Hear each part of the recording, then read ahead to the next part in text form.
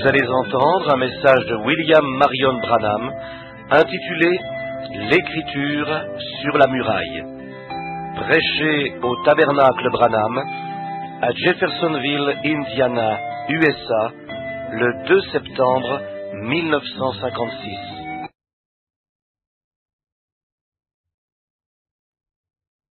J'aimerais seulement demander à Frère Neville s'il voudrait, lui et ses sœurs, chanter un spécial pour nous, juste avant de commencer.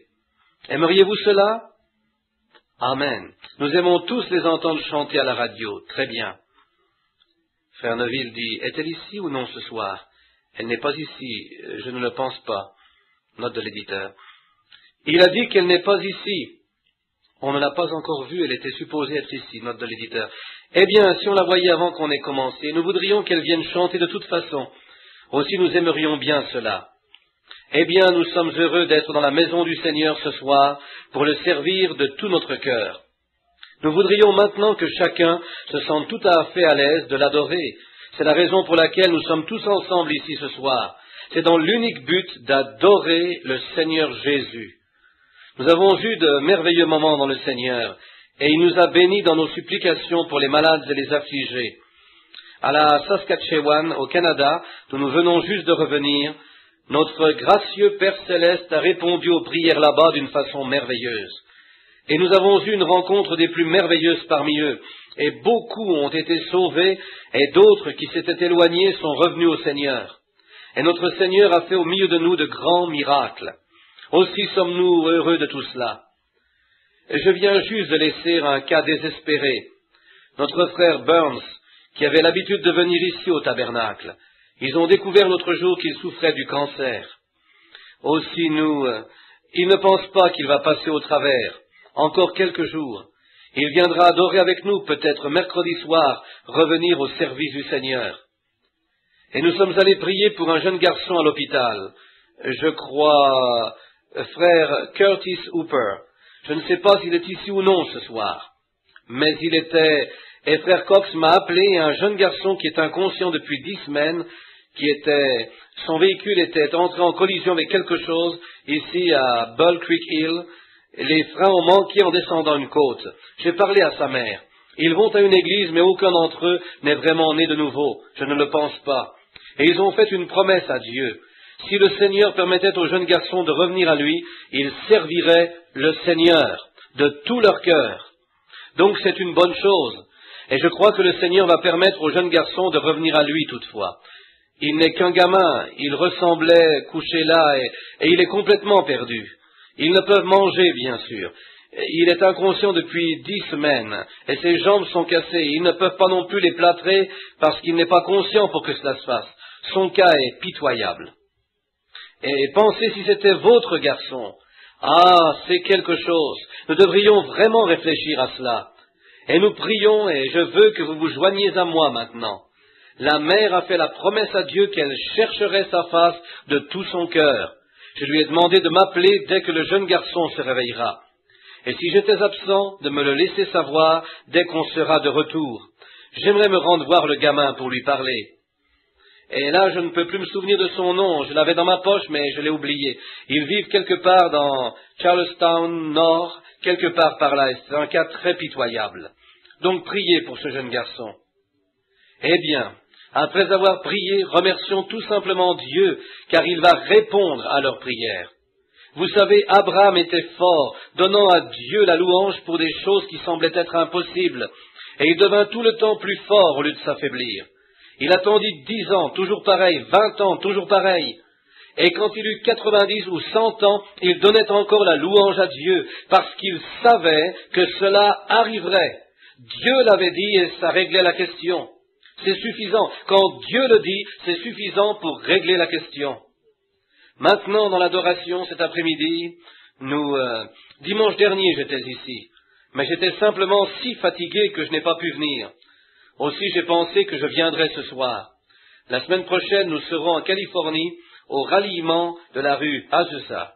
Et il y a 2 ans, en Californie, quand nous étions à Cow Palace, en Californie, lors d'une rencontre, eh bien, il m'est venu à la pensée que cette année, en Amérique, la Pentecôte aura 50 ans. C'est 50 ans de Pentecôte. Il y a 50 ans, le Saint-Esprit tomba en tout premier sur la rue Azusa, sur la vieille mission de la rue Azusa, en Californie. Et puis, si Dieu le veut, je crois peut-être, si le Seigneur me donnait l'ouverture de cette rencontre, la prochaine, le 16, et puis j'aurai les 2 premiers soirs, ensuite Oral Roberts prend le prochain soir, et puis je pense Jack Cole le suivant, et ainsi de suite, pour plusieurs soirs. Et je m'y rendrai juste un peu plus tôt parce que frère Espinoza, qui était mon traducteur là-bas au Mexique, il y a quelques semaines, là où 20 000 un soir vinrent au Seigneur Jésus à cause de la résurrection d'un petit bébé mort, qui était mort ce même après-midi dans les bras de sa mère. Combien d'entre vous ont reçu Voice of Healing ce mois-ci? Je présume que vous avez vu la photo de cela à l'intérieur. Et il va rassembler tous les Mexicains de la vallée de San Fernando, là, sous une tente, ou je ne sais quoi, pour 3 jours de réunion, avant le ralliement de la rue Azusa. Ainsi, priez fort pour moi cette semaine. Donc, si Dieu le veut, le prochain week-end, je serai de retour au tabernacle ici pour un autre service. Et de là, nous partirons pour l'Idaho, puis descendre en Californie à la tente, et de là à Phoenix. Et ils sont en train de planifier d'aller outre-mer pour la saison estivale.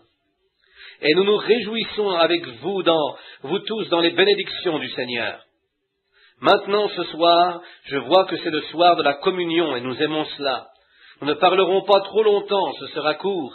Et puis, s'il y a des malades ici qui, je crois avoir vu qu'ils ont sorti un lit pour faire entrer quelqu'un et nous prierons pour ceux qui sont dans le besoin. Un homme de couleur m'a demandé hier soir, ici, s'il serait correct qu'il s'avance et que l'on prie pour lui.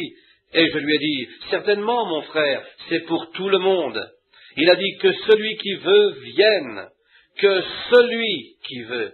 Votre couleur ne fait aucune différence à cela. Votre âme pourrait être tout aussi pure aux yeux de Dieu que l'homme d'une autre couleur, vous voyez. Dieu a fait à partir d'un seul sang toute nation, un sang. Savez-vous que l'homme de couleur, en mourant, pourrait vous donner une transfusion sanguine? Vous savez, le jaune peut donner au brun, le brun au noir, le noir au blanc. Mais n'allez jamais mettre de sang animal en vous, vous mourrez.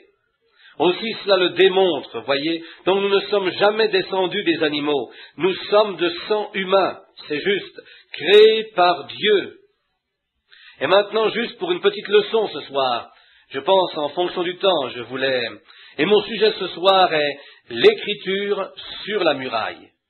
Et connaissant l'heure dans laquelle nous vivons, juste avant la venue du Seigneur Jésus, et voyant que la vieille rue Azusa en arrive à sa 50e année de la venue du Saint-Esprit en Amérique, et d'en voir son rejet dans l'ensemble, je crois qu'il serait très approprié ce soir si nous lisions dans Daniel et couvrir juste quelques points qui ont été annoncés pour nous, pour notre temps.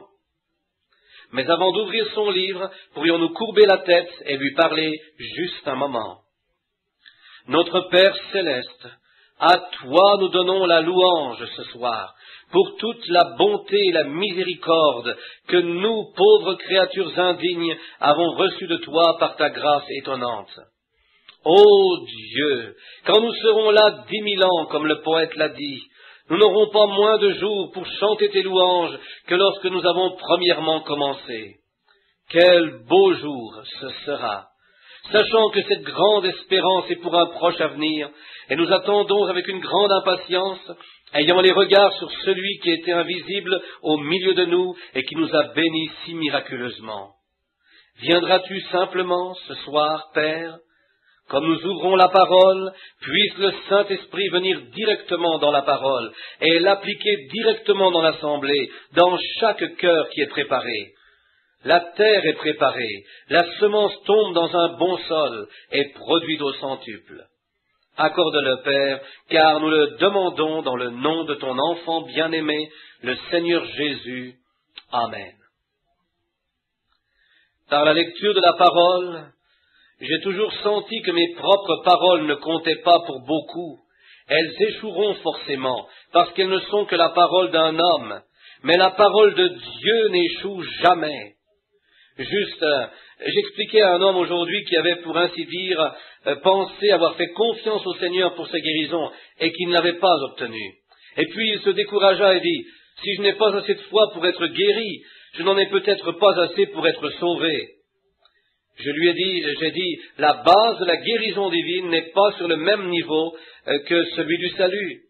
la guérison divine est quelque chose qui vient par surcroît pour le croyant. Mais le salut, quand vous recevez Christ et naissez de nouveau, vous avez une vie immortelle, qui ne peut ni périr, ni vieillir. Elle ne peut jamais mourir. Elle ne peut jamais. C'est simplement accompli pour toujours quand vous naissez de l'Esprit de Dieu. Mais ce corps, il vieillit et s'affaiblit, et Dieu nous vient en aide et nous guérit, et nous devenons malades à nouveau. Et ce n'est que temporaire jusqu'à ce que le voyage soit terminé. Mais le salut dure à jamais. Amen. Cela ne cesse jamais. Et maintenant, dans la parole, la foi vient de ce qu'on entend et de ce qu'on entend de la parole. Et au 5e chapitre de Daniel, nous lisons comme texte le 22e verset. « Et toi, Belshazzar, son fils, tu n'as pas humilié ton cœur, quoique tu susses toutes ces choses. Et puisse le Seigneur ajouter ses bénédictions à la lecture de sa parole. Toutes ces choses anciennes de l'Ancien Testament n'étaient qu'une ombre des bien nouveaux à venir. Ces choses arrivèrent antérieurement pour nous faire savoir à l'avance ce à quoi nous devrions nous attendre en ce jour-ci si nous servons le Seigneur, et ce à quoi nous devrions nous attendre si nous ne servons pas le Seigneur, ou encore si nous le servons à contre-cœur ou avec tout notre cœur. Dans Hébreu, il est dit, « Nous donc aussi, puisque nous sommes environnés d'une si grande nuée de témoins, rejetons tout fardeau et le péché qui nous enveloppe si facilement, et courons avec persévérance dans la carrière qui nous est ouverte. » Maintenant, toutes ces choses anciennes, Daniel, j'ai choisi le livre de Daniel. J'aime beaucoup ce livre. Je n'ai pas enseigné là-dessus depuis pas mal de temps. Mais parce que c'est une ombre avant-première du grand jour dans lequel nous vivons. Et c'est dans les jours de Daniel que l'âge des gentils débuta.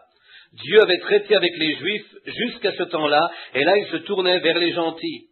Et dans cette grande prophétie et visions et songes de Daniel, et de Nebuchadnezzar et Belshazzar, et de beaucoup des personnages qui se trouvent dans le livre de Daniel, tout était mis dans l'ordre afin qu'aujourd'hui nous puissions voir. Et comment, d'après la vision de Daniel, en voyant l'interprétation de l'image de la bête et de tout ce qui concerne l'âge des gentils, comment un royaume succéderait à un autre jusqu'à ce que cela parvienne aux tout derniers jours dans lesquels nous vivons maintenant. Et de voir toutes ces choses se succéder dans le Moyen-Orient, ces troubles, des petites nations qui avaient été oubliées, ou dont on ne parlait plus depuis plusieurs centaines d'années, voire même des milliers d'années. Depuis 2000 ans peut-être, ou 2500 ans, il ne s'était pas dit grand-chose, ces petits pays, jusqu'à ces tout derniers jours. Et les atouts valables que nous pensions de peu d'importance, des endroits comme la mer morte, là nous découvrons que la mer morte contient plus de trésors en elle que n'en contient tout le reste du monde mis ensemble. Toutes ces mines d'uranium et tout le reste. Juste une petite chose que l'Angleterre était prête à céder de nouveau aux Arabes. Il n'y avait rien là-dedans. Pourquoi voulaient-ils ces vieilles terres rocheuses? Mais ils ont manqué de reconnaître que la Bible a dit « Elle fleurira comme une rose et lui procurera l'abondance ». Combien peu, comment les hommes en ces jours-là, et en notre jour aussi, comment ils ont mal évalué les choses en ne s'enquérant pas de la parole de Dieu. Quelle erreur vitale l'Angleterre n'a-t-elle pas faite alors? Quelle erreur vitale n'ont-ils pas faite en redonnant à l'Inde ses droits? Mais ils ne réalisent pas ces choses parce qu'ils ne lisent pas la Bible. Et si cela est vrai pour les nations, combien plus cela est vrai pour l'humanité ce soir, qui ne compare pas leur vie jour après jour en lisant la Bible pour voir ce que Dieu a établi dans sa parole pour chaque homme et quelle est votre attitude envers Dieu et envers sa parole. Ce temps de la captivité à Babylone fut un temps des plus marquants. Ils avaient premièrement été captifs en Égypte. Deuxièmement, ils ont été emportés à Babylone. Et l'ère des gentils commença là. Et ensuite, troisièmement, ils étaient emportés ou éparpillés par l'Empire romain. Et le 7 mai 1947, ils étaient une fois de plus reconnus parmi les nations du monde. Les Juifs étaient reconnus pour la première fois depuis 2500 ans. Le commencement de la fin. le figuier portant ses bourgeons, la vieille étoile à 6 points de David, le plus vieux drapeau qui n'ait jamais flotté sur la terre, s'éleva sur son mât à nouveau pour la première fois depuis 2500 ans, marquant une promesse définitive que Dieu donna aux prophètes hébreux leur disant que cela arriverait. Il élèverait un signe. Et quand nous le voyons flotter au-dessus de Jérusalem ce soir, voyant Dieu endurcir le cœur des hommes, tels Staline, Hitler, Mussolini, et tout cela pour persécuter les Juifs et les faire retourner dans leur pays, nous savons que le temps est proche. Oh, quel jour et quelle opportunité qu'a même le plus faible d'entre les chrétiens aujourd'hui de témoigner pour la gloire du Seigneur Jésus. Quelle opportunité que de faire quelque chose que les prophètes ont désiré faire. Et cela est placé entre les mains du chrétien le plus faible. La petite femme de maison, c'est entre ses mains aujourd'hui de témoigner du Seigneur Jésus et de sa résurrection. Et les Juifs se sont éloignés de Dieu, sont devenus froids, rétrogrades. Et Dieu permit à une nation étrangère de l'apprendre, ce qui avait été prophétisé par les prophètes, et les dispersa, les emmena ailleurs, parce qu'ils s'étaient éloignés de Dieu. Et maintenant, si Dieu a tant aimé les Juifs, et qu'ils étaient ses premiers élus en tant que peuple, il appela les Juifs à sortir. Et toutefois, quand ils semèrent, ils durent récolter ce qu'ils avaient semé. Et nous ne sommes pas exclus, ou nous ne sommes pas à l'abri des jugements de Dieu quand nous désobéissons à ses commandements. C'est juste. Cela va pour les nations, ou les individus, ou les églises, ou quoi que ce soit. Si nous désobéissons à Dieu, nous recevrons le jugement de Dieu en retour. Dieu est juste et ne peut rien faire d'autre, mais chaque homme recevra une juste rétribution des œuvres accomplies. Et maintenant, toujours est-il que dans cette heure de dispersion et de désertion des Juifs, Dieu permit qu'une nation païenne vienne emporter les élus en captivité parce qu'ils n'avaient pas servi le Seigneur de tout leur cœur. Une très belle image du jour dans lequel nous vivons. Bien que nous ayons été un peuple choisi et sélectionné, un peuple béni, au-dessus du reste du monde, mais quand les commandements de Dieu sont oubliés et font que l'ivrognerie et les débauches et le divorce et l'adultère et ces choses soient acceptées dans la nation, les rendant absolument légales, Dieu a des nations qui peuvent venir en prendre possession à l'heure qu'il veut. Vous avez entendu ce commentateur l'autre jour, qui vient tout juste de rentrer de Russie. Il a dit qu'ils avaient au moins 10 000 bombardiers qui n'ont même pas besoin d'arrêter pour faire le plein et qui sont chargés de leur hangar de bombes atomiques pouvant voler sur l'Amérique et revenir sans même avoir à faire le plein. Pensez-y, chaque avion transportant au moins 8 ou 10 bombes atomiques et à hydrogène qui pourrait mettre 150 millions de personnes à cette nation à l'anéantissement total en l'espace d'une heure. Elle patauge dans le péché et la corruption, oubliant le Seigneur, faisant les choses qui sont contraires à sa volonté, riant et se moquant de ceux qui essayent de bien faire. À quoi d'autre pourrions-nous nous attendre, si ce n'est d'une répétition de cette captivité à Babylone? Vrai! Remarquez parmi les captifs, Dieu y avait un serviteur du nom de Daniel, un jeune prophète d'environ 40 ans, qui servait le Seigneur de tout son cœur. Et Dieu avait une œuvre à lui faire faire. Et lors de sa captivité à Babylone, souvenez-vous, si Dieu a une œuvre à vous faire accomplir, tous les démons de tourment ne pourront pas vous prendre. Ils ne pourront vous faire peur d'aucune façon. Dieu a un but pour l'Église du Saint-Esprit. Et tous les démons de l'enfer ne seront jamais capables de l'en soustraire. Dieu a un but pour elle. Elle ne sera jamais détruite. Que Dieu ne lui laisse accomplir le but qu'il lui a ordonné d'accomplir, et elle le fera. Et souvenez-vous, comme Daniel descendit là-bas avec les enfants hébreux, je veux que vous remarquiez, plusieurs d'entre eux avaient déjà une pensée charnelle. Plusieurs d'entre eux ne s'en inquiétaient pas, ils allaient tout simplement du côté de la moindre résistance. Et n'est-ce pas à peu près la représentation aujourd'hui de notre pays ? Et ceci peut être choquant, mais c'est à peu près la représentation de l'Église aujourd'hui, à plus forte raison la nation. Elle suit simplement le courant de la moindre résistance. Qu'importe d'où souffle le vent, dirigez simplement vos voiles et continuez d'avancer. Ô Dieu, donne-nous des hommes comme Daniel, Donne-nous des chrétiens comme Shadrach, Meshach et Abednego, qui sont prêts à sacrifier ou à perdre tous les droits qu'ils ont pour devenir un serviteur du Seigneur. Remarquez, quand Daniel descendit à Babylone, il savait qu'il s'en allait parmi les incroyants, les incirconcis. Et quand il y descendit, il savait qu'il allait être mêlé à eux. Pas parce qu'il voulait l'être, mais bien parce que la nation était tombée et qu'il devait aller en captivité avec eux. Mais Dieu était avec lui dans sa captivité. J'aime cela. Non, même si nous sommes étrangers, Dieu sera néanmoins avec vous. Une petite histoire, je ne sais pas, je l'ai racontée si souvent. Je pourrais l'avoir racontée au tabernacle, mais elle me revient à cœur en ce moment. Ici, il n'y a pas longtemps, dans les contrées du Sud, ils avaient l'habitude d'acheter des esclaves. Et ils les achetaient, des courtiers allaient les acheter, tout comme ils le font de nos jours avec les autos d'occasion, vendant des personnes, la race noire, comme esclaves. Et quand ils les achetaient, ces courtiers se rendaient dans les vieilles plantations, et là ils voyaient des esclaves en nombre. S'ils semblaient être de bons travailleurs, il offrait un certain prix, achetait ces esclaves et les emmenait pour les vendre quelque part ailleurs comme étant de bons travailleurs, tout en faisant un profit en les échangeant.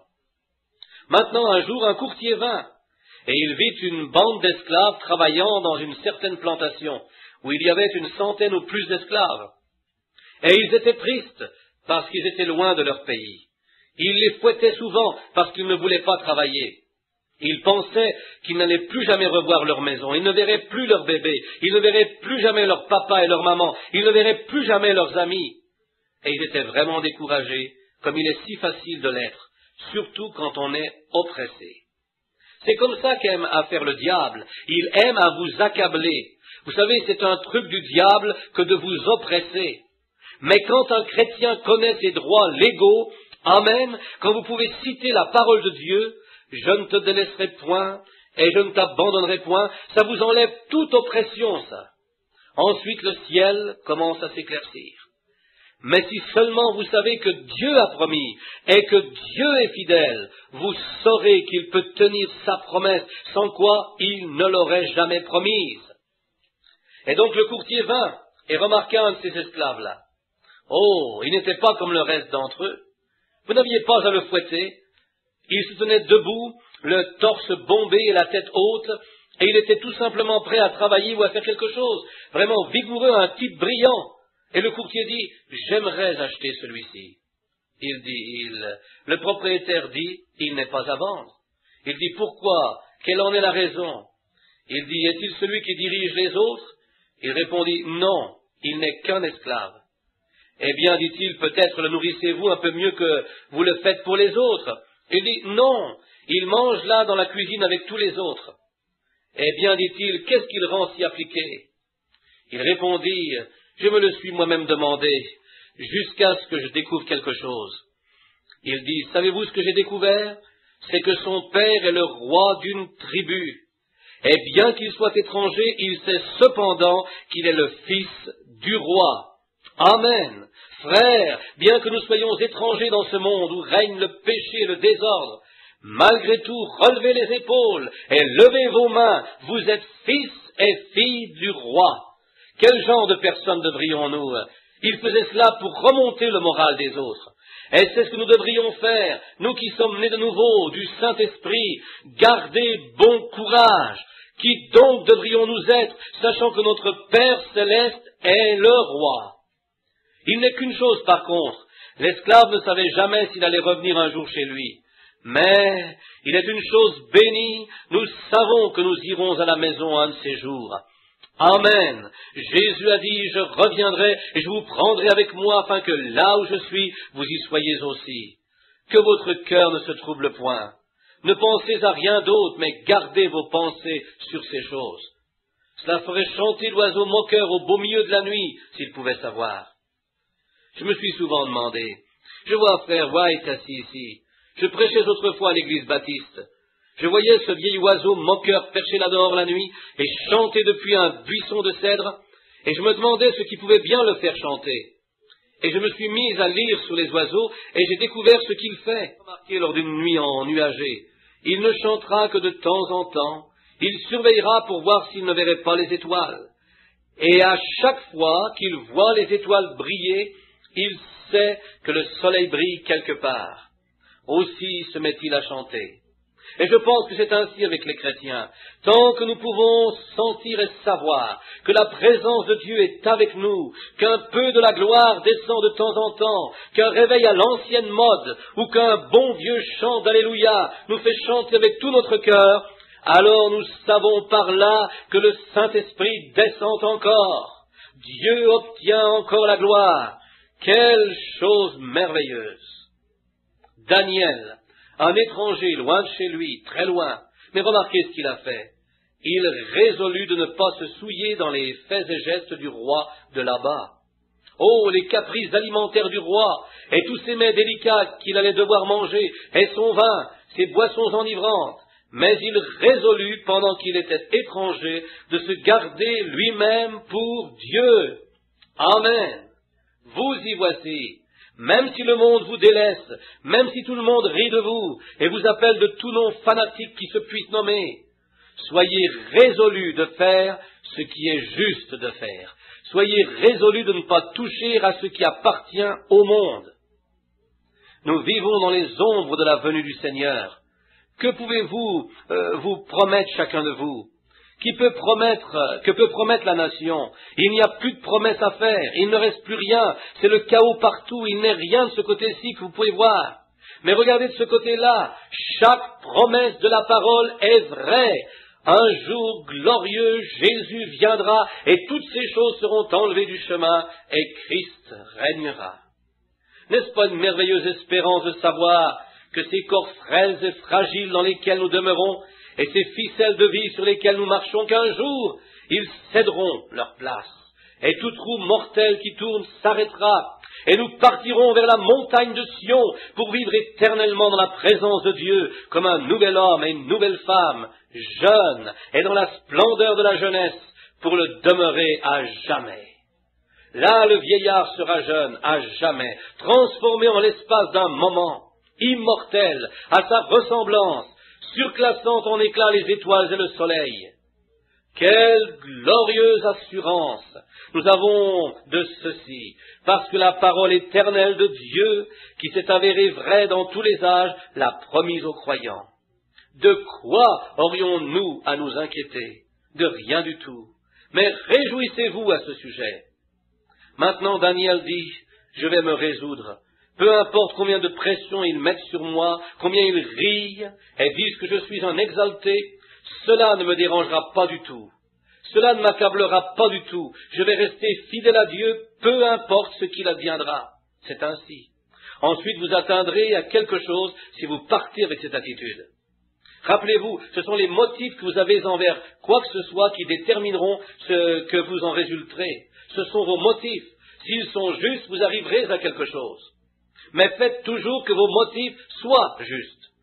Servez le Seigneur dans un but parce que vous l'aimez. Pas parce que vous avez peur de l'enfer, pas parce que vous avez peur de mourir, mais parce que vous l'aimez, lui qui vous aima quand vous étiez digne d'être haï. C'est cela.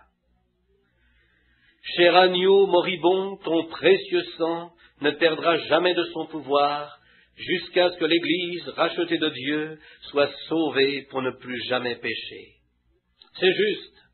Depuis que par la foi j'ai vu ce flot, jaillissant de tes blessures, l'amour qui m'a racheté a été mon thème et le sera jusqu'à ma mort. Quelle merveilleuse citation du poète. Et c'est juste. Prenez toute autre chose, mais donnez-moi l'amour. Si j'avais tous les dons de la Bible et que je pouvais les échanger pour l'amour, je ne broncherais pas un instant, je le prendrais tout de suite. Laissez-moi sentir les bénédictions du Seigneur Jésus et son amour divin dans mon cœur, qui est répandu par le Saint-Esprit, et j'échangerais tout don de la Bible pour cela. Oui, monsieur, j'échangerais un domaine si j'étais assis sur un trône en tant que roi, et que le monde serait mon domaine. J'en donnerais jusqu'au dernier sou, céderais 1 million d'années ici-bas dans ce monde-ci, pour avoir l'amour de Jésus-Christ, qui est répandu dans nos cœurs par le Saint-Esprit. On ne pourrait rien comparer à cela. Aussi soyez résolus dans votre cœur, maintenant que vous servirez le Seigneur, qu'importe ce que dit le monde. Oh, combien le diable est plein de pièges! Combien dissimulé il est, mes amis!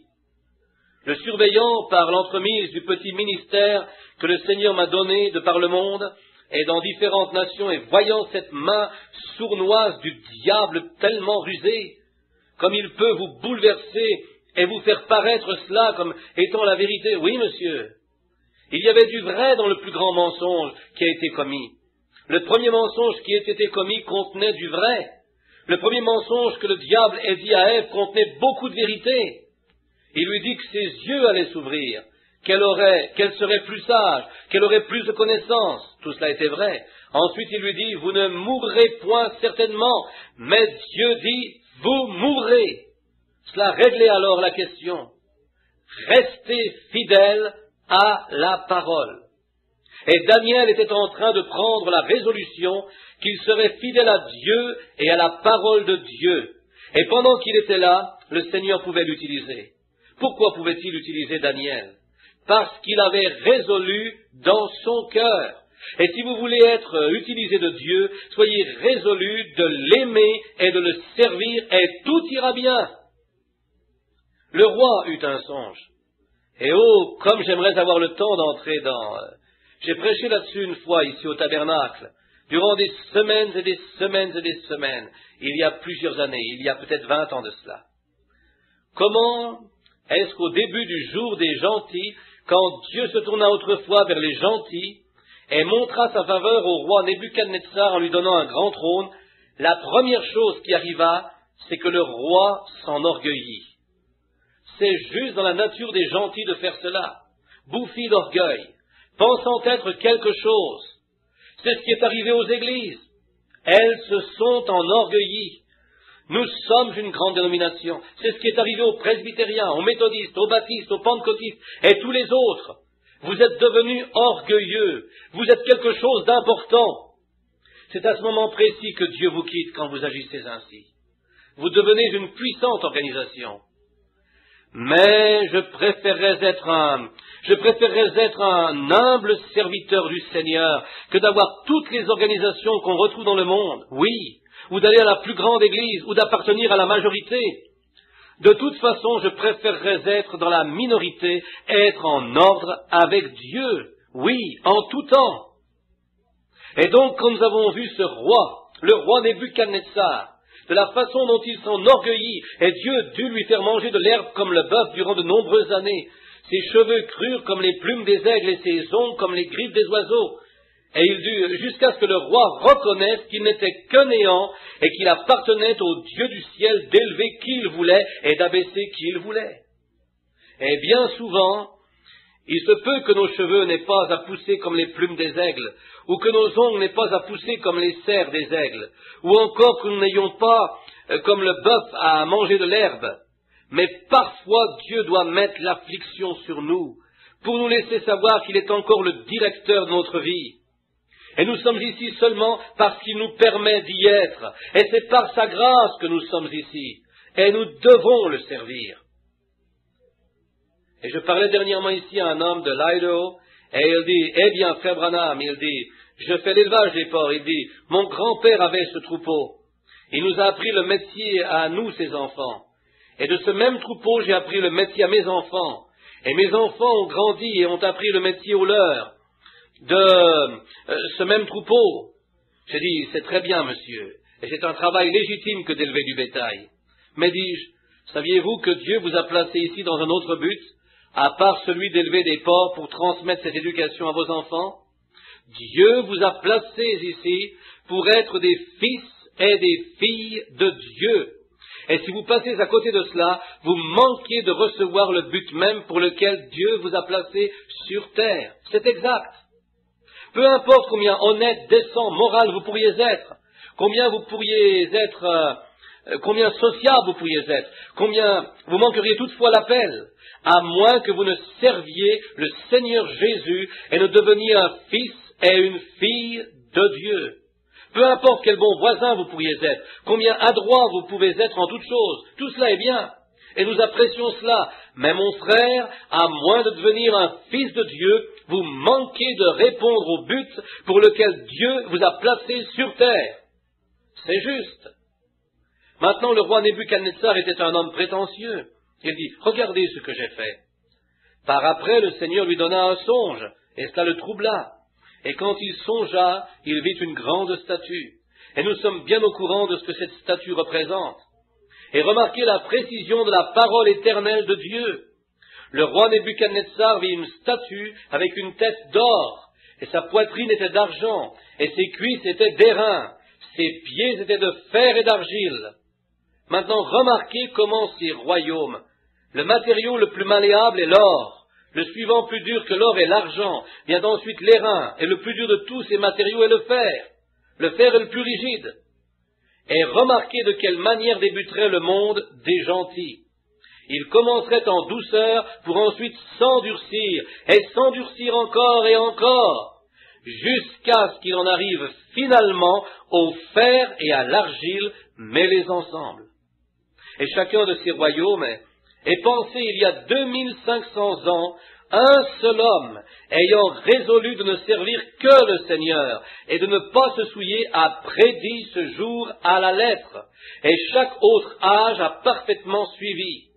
Comment le royaume de Babylone fut enlevé, les Mèdes et les Perses s'en emparèrent, par la suite la Grèce s'en empara, puis Rome s'en empara et brisa les deux pieds, lesquels sont la Rome orientale et occidentale. Et comment dans la romaine, ils auraient deux différentes églises au sein des gentils, l'une serait catholique et l'autre protestante. Le fer de l'église catholique romaine et l'argile de la protestante. Comment ils ne se mêleraient pas ensemble, mais mélangeraient leurs semences, l'une se mariant à l'autre, essayant de briser la puissance de l'autre. C'est juste parfait, exactement avec ce que Dieu a dit qui arriverait. Et cela arriva de façon aussi parfaite que cela pouvait arriver. Et toute autre promesse de Dieu en viendra à passer tout aussi parfaitement que cela l'a été. Un jour, nous partirons à la maison dans la gloire. Un jour, Jésus reviendra. Je crois, pour en venir à mon texte maintenant, que nous vivons dans le jour où Dieu avait promis qu'il répandrait son esprit sur l'Église des nations. Il répandit son esprit sur l'Église hébraïque au tout début, au jour de la Pentecôte.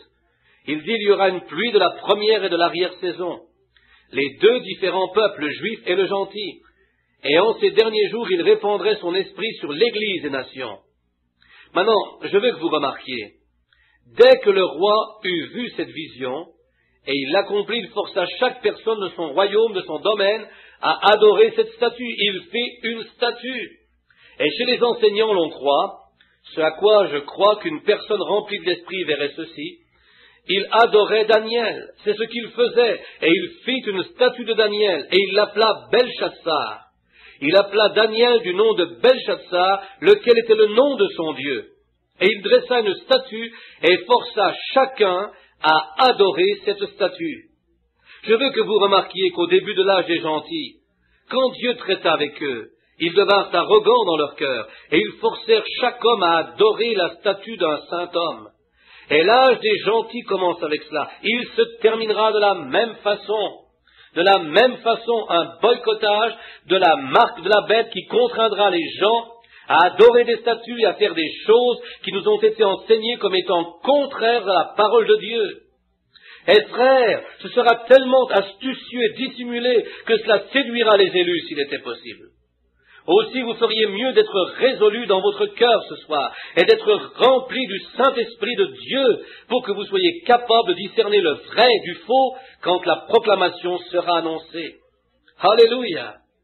Quand nous voyons toutes les puissances de l'Est et du Moyen-Orient, quand nous voyons le monde oriental et occidental s'unir de nouveau, alors considérez ces deux pieds de la vision de Daniel. Voyez, cela se répète à nouveau. Et c'est un réveil de l'ancien empire romain qui refait surface. Aussi certain que je me tiens ici, c'est vrai. Il est temps que les Daniels se lèvent.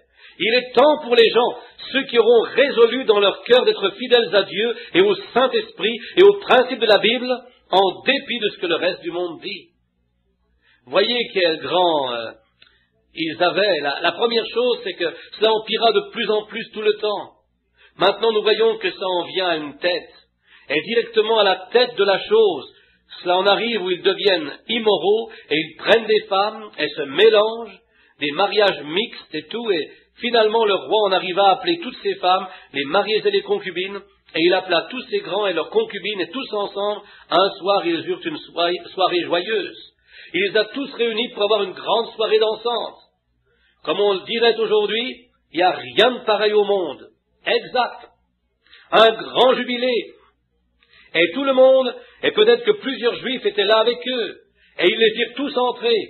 Et après avoir passablement bu, ils eurent le goût d'aller chercher des vases religieux pour s'en moquer un peu. Et quand un homme devient intoxiqué par le whisky ou par des liqueurs fortes, il perd la raison. Donc s'il est suffisamment sain d'esprit pour savoir qu'il ne devrait pas boire et qu'il aille s'enivrer quand même, Dieu le tiendra responsable pour cela, même s'il était sous l'effet de la boisson. Car il le prouva cette nuit-là, il le fit, c'est vrai. Vous savez bien avant tout que c'est mal. Vous savez bien que c'est mal de commettre un adultère. Si vous êtes pris à le faire, vous êtes simplement coupable. Et Dieu vous rejoindra, ne vous en inquiétez pas, c'est exact. Et si vous mentez, ou volez, ou quoi encore, Dieu vous retrouvera. Rappelez-vous, vos péchés vous rattraperont, assurément. Donc soyez résolus ce soir que vous allez servir le Seigneur. Et ils avaient tous les exemples de ce que Dieu allait faire. Il leur avait été prédit par le roi. En réalité, Belshazzar est appelé son fils, mais il était son petit-fils. C'était de sa sœur. Nebuchadnezzar avait une fille, elle maria un général, et le fils de ce général était Belshazzar. Aussi, donc il était son petit-fils. Et il savait ce que Dieu avait fait à son grand-père pour l'avoir amené dans cette condition. Et il avait tout cela en exemple. Et ce qu'il avait fait, cependant, il ignora tout ce que Dieu avait dit. Il l'ignora et n'en fit qu'à sa tête. Et frères, sœurs, si ce n'est pas la représentation du pays aujourd'hui, je ne sais pas ce que c'est. La Bible dit que c'est faux de faire ces choses, et l'Église persistera continuellement à le faire. On a légalisé le whisky, on a légalisé la bière. Ils ont laissé les femmes, l'autre jour, moi et mon compagnon à l'arrière là-bas, étions allés chasser l'écureuil dans les environs. Et nous sommes sortis. J'ai manipulé les armes à feu toute ma vie. Dans la cour, nous avions élevé une grande barricade en acier avec d'autres matériaux et avions tiré quelques balles là-dedans pour voir si nos mires étaient bien réglées. Et ils ont appelé la police. Et ils sont venus nous dire que c'était dangereux de vivre dans le voisinage. J'ai répondu, je devrais appeler la police alors et leur dire que c'est dangereux pour les automobilistes qui circulent d'avoir ces femmes nues étendues dans les cours. Elles savent mieux faire que cela. La nature vous enseignera à avoir plus de bon sens que ça. Mais c'en arrive un jour où ils passent outre à chaque loi de Dieu. Ils agissent selon leur propre conception et servent de cette façon. Frères, nous n'avons rien de moins qu'une autre Babylone, très exactement. Nous sommes dans une Babylone moderne et où la boisson coule à flot. Et l'Église, pas seulement les pécheurs, mais les membres d'Église le font le dimanche après-midi. Ils se rassemblent pour boire. Des jeunes filles dans la rue, habillées d'un petit manteau comme ceci, si gelées, quasiment mortes de froid, pas de vêtements en dessous. Il n'y a plus qu'une chose, et qu'un endroit dans la Bible où cela s'est fait, qui a fait qu'une personne se dévête, et ils étaient possédés du diable. C'est exact, c'est la vérité. Il n'y a pas de compliments dans cela, de se compromettre, c'est la vérité, c'est le diable qui entre dans ces personnes, qui les fait se dévêtir, c'est le diable. Ce n'est pas votre intention de mal agir, mais femme, c'est le diable qui fait cela. Ce n'était pas normal auparavant qu'une sainte femme se maquille. Et maintenant, elle s'en porte bien, de toute façon. Elle chante, et pousse des cris, et loue le Seigneur, comme si elle n'y voyait rien d'anormal. Oh, frères, ne réalisez-vous pas que c'est ce diable qui a fait cela? Soyez résolus dans votre cœur que vous vivrez. Si c'est démodé, vivez démodé, et servez le Seigneur Dieu des cieux et de la terre. Soyez résolus dans votre cœur. Remarquez comment ils se sont éloignés. Ce n'était pas normal autrefois qu'un homme boive. Eh bien, c'est populaire de nos jours. Partout où vous allez, dans leur chambre. J'étais à une convention d'école du dimanche il n'y a pas longtemps. Dans la chambre, la chambre d'hôtel où nous logions, j'ai vu la bande d'ivrognes la plus terrible que je n'avais jamais vue de ma vie. Et ils se promenaient de haut en bas dans les ascenseurs lors d'une convention d'école du dimanche. Et les garçons et les filles allaient ensemble dans la même chambre et y passaient la nuit. Et leur archevêque, assis là, le leur permettait. Frères, ils sont volontairement ignorants. La parole de Dieu a dit, séparez-vous de tels désordres et non-sens. Et notre nation américaine bat les records d'appel en divorce, plus que tout le reste du monde mis ensemble. Qu'est-ce qu'il y a? Nous sommes mûrs pour le jugement. Vous pouvez prêcher la Bible, et la puissance du Saint-Esprit, et la résurrection de Christ, et les signes et les miracles qui suivent le croyant. Par les dons revenant dans l'Église, le rétablissement de toutes choses. Et les prédicateurs trouveront le moyen de rire de vous et diront, « T'as perdu la tête !» Frères, j'ai résolu dans mon cœur, en dépit de ce que le monde aura à dire, si je dois être excommunié, je prêcherai la Bible entière ou je ne la prêcherai pas du tout. Et resterai fidèle au principe du Dieu vivant. Certainement, soyez résolus de faire ce qui est juste. Pensez à ce qui est saint. J'avais une petite croix suspendue dans mon auto, m'en revenant de Sellersburg l'autre jour. Un homme était avec moi dans l'auto. Il dit, « Billy, je voudrais te poser une question. » Il dit, « Savais-tu que c'est catholique ?» J'ai dit, « Quoi donc ?» Il dit, « La croix. » J'ai dit, « Oh non, quand les catholiques ont-ils eu l'option de la croix ?» Exact, j'ai dit, « C'est un emblème de la foi chrétienne. » J'ai dit, le catholicisme vénère les morts, tels Marie et Sainte Cécile et tous ces autres 10 000 petits saints qu'ils ont. Ça, c'est le catholicisme. Mais le protestantisme, c'est la croix. Et le Christ qui ressuscita des morts et qui est vivant ce soir, éternellement, est le seul médiateur entre Dieu et les hommes. Amen. J'ai dit, je vous dirai pourquoi je la suspends là. J'ai dit, c'est que je pourrais déménager un de ces jours. Ils m'ont dit que le maire de Miami est en campagne, faisant une proclamation pour que chaque femme qui sort dans la rue soit couverte depuis le cou jusqu'aux genoux. J'ai dit, je déménagerai à Miami, même si je déteste l'endroit. Oui, j'ai dit, la raison c'est que de quelque côté que vous regardiez, à l'est, à l'ouest, à droite ou à gauche, il y a toujours quelque vulgarité de la sorte. C'est tout le temps devant vous. Et quand je regarde cette croix, je peux voir quelque chose de meilleur. Et je pense au prix du rachat que le Dieu Tout-Puissant du ciel a payé, celui qui sauva mon âme. Quand je pense que sur cette croix, l'emblème de la souffrance et de la honte, c'était sur cette vieille croix que Jésus répandit son sang et mourut pour me sauver et me sanctifier des choses du monde. Et il est constamment devant ma face. C'est exact aujourd'hui, dans le jour où nous vivons et dans les choses. Remarquez, dans toute cette confusion, ils allèrent s'emparer des vases sacrés du Seigneur et s'en servir pour boire du vin et se moquer et ridiculiser les choses saintes de Dieu. C'est exactement ce qu'ils font aujourd'hui. C'est tout ce qu'ils ont fait depuis 50 ans. C'est tout ce qu'ils ont fait depuis la rue Azusa. C'est exactement ce qu'ils font ici. Ils se moquent de cela. Et ils disent qu'il n'y a rien en cela. Ils disent que le don divin des guérisons, le don divin du parler en langue, le don divin d'interprétation, le don divin de savoir à l'avance, de prophétie, que tout cela est de la divination, qu'il n'y a rien à cela, que c'est tout entier du diable. Et ils ne réalisent pas qu'en parlant ainsi, ils se retranchent eux-mêmes de Dieu à tout jamais. Jésus a dit, quiconque parlera contre moi, il lui sera pardonné. Mais quand le Saint-Esprit sera venu et fera ces œuvres-là, de parler contre lui ne sera pardonné ni dans ce siècle, ni dans le siècle à venir. Elle a été pesée dans la balance. Elle a été trouvée légère. Et l'Écriture est sur la muraille ce soir. Exactement. Frères, nous sommes certains de disparaître. Je ne parle pas de l'Église. Je veux dire que la nation va crouler impitoyablement, aussi certain qu'elle est une nation. Elle doit crouler. Parce que toute l'affaire est devenue une puanteur devant la face de Dieu.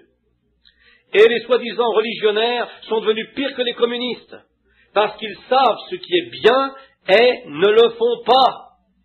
Pensez seulement aujourd'hui, pensez-y simplement. La colonne vertébrale de cette nation, ce sont ces bons vieux papas et mamans d'autrefois, étant à leur réunion de prière, priant à genoux. Ce sont ceux qui servent le Seigneur qui sont la colonne vertébrale de toute nation. Et cependant, on se moque d'eux, on rit d'eux, et on utilise pratiquement tout ce qui se trouve sous le soleil pour les appeler de ces noms, et ils se moquent. Rappelez-vous qu'après un temps, l'écriture parut sur la muraille, Mene, Mene, Tekel Upharsin, ce qui signifie, tu as été pesé dans la balance, tu as été trouvé léger. Frères, quand je vois l'insigne levé là-bas à Jérusalem, quand je vois les Juifs rentrer au pays, quand je vois le Moyen-Orient dans le trouble, l'Inde a été abandonnée là toutes ces années. Maintenant, elle constitue une idée dominante. Des gens illettrés, mais une idée dominante. On ne leur a pas prêché l'Évangile. On a tout fait sauf ça. On a même construit de grandes églises et avons mis des milliards de dollars à cette fin. Et les missionnaires sont retenus sur place parce qu'ils n'ont pas les moyens d'aller de l'avant. Et nous y avons été. Et quand les missionnaires qui y sont allés ont essayé de leur parler du Seigneur, voici que vinrent les autres derrière eux, parés de leurs plus beaux atours, et se moquant même des autres et les évitant. J'ai vu cela de mes propres yeux. Frères, nous avons été pesés dans la balance, et nous avons été trouvés légers. Le missionnaire avait la collecte à l'autel, et la compagnie de bière avait la sienne, l'argent de la dîme qui aurait dû aller à Dieu. C'est exactement la vérité. C'est tout à fait la vérité. Nous avons absolument fait don à la mauvaise chose. Nous avons tout mis dans ces soi-disant organisations et dans les œuvres de bienfaisance et des choses comme celle-là pour que des hommes se déplacent dans de grosses Cadillacs vertes avec de grosses bagues aux doigts, un cigare de 50 cents à la bouche, gagnant $500 par semaine qu'il partage avec ses amis. C'est exact. C'est la colonne vertébrale de tout cela. Et nôtre, le diable s'est introduit depuis la France, là où se trouvaient les gens les plus bas, les plus souillés, les plus mauvais qu'il y avait dans le monde. Et ils sont venus ici, et depuis nous façonnons nos modes d'après les leurs. Toutes les femmes se sont saisies de leurs idées modernes. Vous souvenez-vous? Je le lisais l'autre jour d'un certain article d'Hollywood. Et vous savez ce qui a premièrement fait rouler la balle? C'est quand ils ont fait jouer un chant non censuré à la radio. Cela a d'abord commencé par ce petit chant. Roulez vos bas et montrez vos genoux, les filles. Regardez-les maintenant. Elles n'ont même plus de bas à rouler. Regardez donc, voyez la saleté, voyez la souillure, voyez ce qui est fait. Voyez les striptease, regardez à tout ce qui se passe d'autre à la radio, pas à la radio, mais à la télévision. On infiltre cela dans les cinémas. Et vous essayez de tenir vos enfants loin des cinémas, vous, gens de la sainteté, vous, bonnes gens, vous qui essayez de prêcher la vérité, vous qui essayez de vous en tenir à cela, et le diable tentera d'être en avance d'un pas. Vous savez ce qu'il a fait?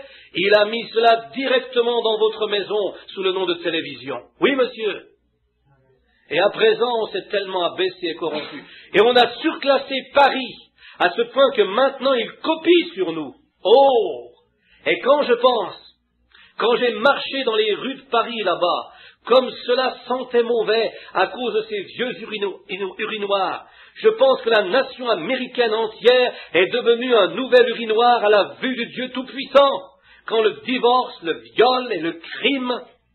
Et essayez d'arrêter cela si vous le pouvez. Vous ne pouvez pas l'arrêter. Dieu a dit qu'il en serait ainsi. Elle est mûre pour le jugement. Soyez résolus dans votre cœur que vous ne vous souillerez pas avec les choses du monde. Mesdames, laissez pousser vos cheveux, démaquillez votre visage, et départissez-vous de ces vêtements indécents. Messieurs, laissez tomber ces cigares, et ces cigarettes, et ces tavernes, et ces salles de billard, et venez au Dieu vivant, et soyez résolus que par la grâce de Dieu, vous rejetterez tout fardeau qui vous enveloppe si facilement, et que vous courrez avec persévérance dans la carrière qui vous est ouverte. Jour, quel temps dans lequel nous vivons! Une Babylone moderne. La justice de Dieu, qui déversa son jugement autrefois, se doit d'être le même Dieu juste aujourd'hui pour déverser ici son jugement. Et comme l'âge des gentils eut son départ dans le désordre, la boisson et les femmes et les parties de plaisir, la dispensation des gentils s'en va de la même façon. Cela se termine à travers le trouble, la boisson, la beuverie. Nos jeunes adolescents à l'école, ils commencent par fumer des cigarettes pour passer ensuite à la marijuana, et plusieurs écoles permettent aux élèves de fumer en classe, juste avant d'avoir un examen.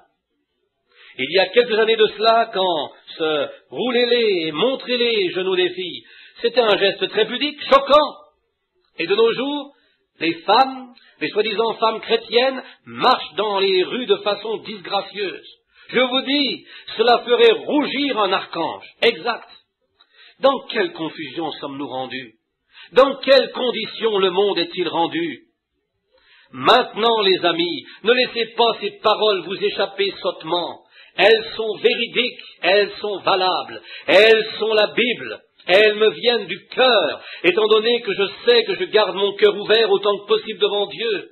Et frères, sœurs, recevez ceci dans le nom du Seigneur Jésus, de la façon que c'est censé être donné. Et je voudrais que vous remarquiez ceci maintenant. Je veux que vous écoutiez attentivement. Avez-vous remarqué? Juste avant le point culminant de tout cela, quand ils eurent l'écriture sur la muraille, ils dirent, qu'est-ce que c'est que tout cela? Ils allèrent s'enquérir auprès de leurs devins, ils avaient les Chaldéens, ils avaient les devins, et personne ne pouvait interpréter ce langage. Personne ne pouvait savoir de quoi il s'agissait. Et il n'y avait qu'un seul homme qui restait de leur royaume qui pouvait interpréter des langues inconnues. Dieu parla en langues inconnues et écrivit de son doigt en langues inconnues. Et là se trouvait un homme qui avait le don d'interprétation. Et c'était celui qui avait résolu de ne pas se souiller par les mains du roi. Amen. Et il avait la véritable interprétation. Il y avait un groupe de faux, il est vrai, mais il y avait un homme qui avait l'article et il pouvait lire cela. Et il interpréta ce que c'était. Notez que l'âge des gentils s'est terminé avec les dons surnaturels de Dieu en opération. Cela commença avec les dons surnaturels, cela finit avec les dons surnaturels. Et les dons surnaturels sont revenus à l'Église remplis du Saint-Esprit et sont désormais en opération. Et ils sont en train de lire l'Écriture sur la muraille. Nous sommes dans la confusion. Amen. Soyez résolus de ne servir nul autre que le Seigneur Jésus. Soyez résolus ce soir que vous vivrez pour lui. Nous sommes à la fin des temps, les amis. Nous sommes à la fin du jour. Regardez ce qui se passe. Je me souviens du premier chant vulgaire. Et aujourd'hui, tous vous pourriez syntoniser un poste à la radio. Si vous ne tombez pas sur un bon programme religieux, c'est l'un de ces vieux boogie-woogie ou rock'n'roll, c'est vrai. Pensez simplement à ce qui ne va pas. Regardez au foyer moderne américain. Tu sais où est Pa? Où est Pa? Il est descendu prendre un verre au bar avec le voisin. Où est Maman? Eh bien, elle est à son cours de couture, au jeu de cartes.